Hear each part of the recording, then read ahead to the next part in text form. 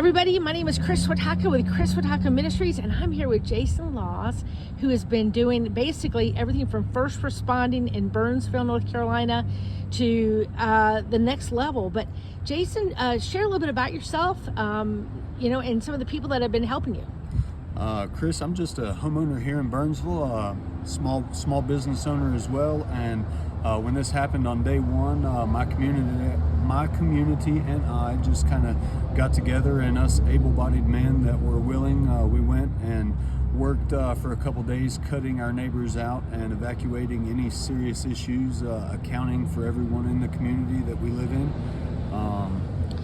You had a lot of rivers here that kind of don't go along the highway, but they cross over, and you major devastation. Everything on each side was, a lot of houses are gone, right? Oh, absolutely. Yeah, they were taken. I'd be afraid to put a number on width, but the Small Cane River that our community sits on come up over what was considered a 500-year flood mark. It came over that by about 50 feet roughly. Not really sure what that would be considered as far as a year mark, but it was huge in proportion to what it should have been.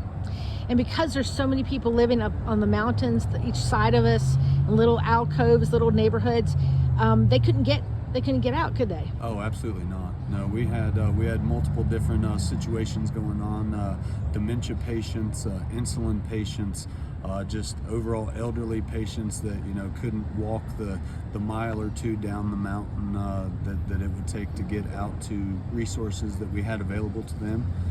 So yeah, it was a play-by-play, if you will, kind of situation. Each person was different. Each situation was different. So we're in day, I think, 11, 12, something? I believe 11. And so you've accounted for everybody, as far as you know, in the communities that you've been working with. Sure. And people can now get out.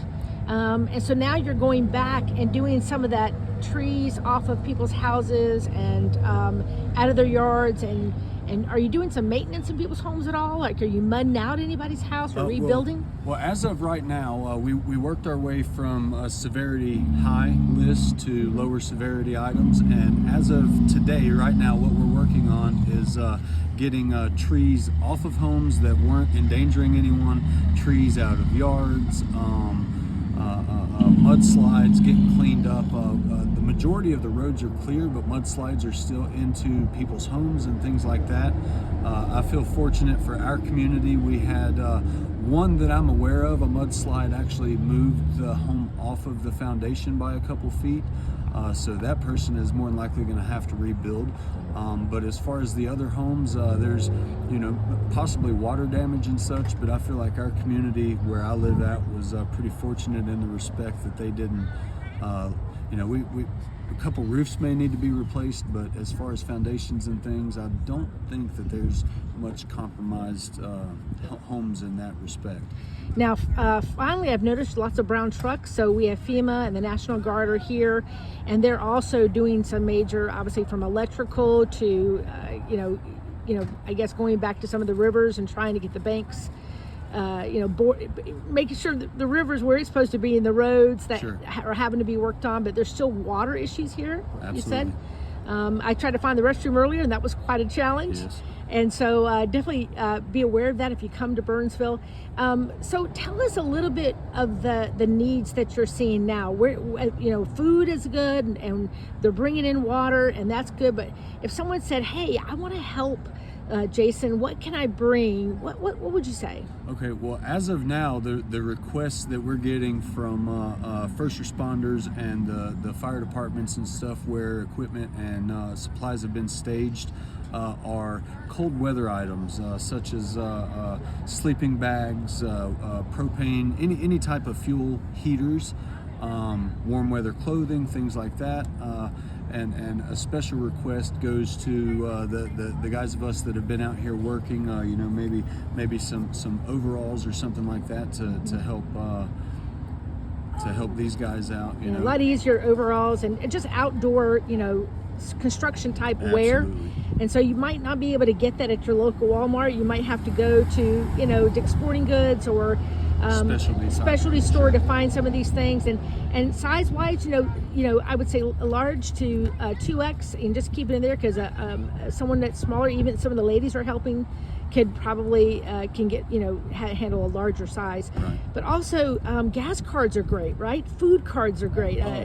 Gift cards are great, so you guys can get food for everybody. And so Jason, I'm going to put in the information, your contact information, so people can call you, and if they want to bring something, or if they want to even Venmo you some money. Do you have Venmo or Cash App if somebody wanted to do that? I do, yes, okay, ma'am. So we'll put that also in the description after I post this. And then the last thing that I want to ask you is, from a spiritual standpoint, what are you seeing? Are there been opportunities to share your faith? I guess you could say that there have been.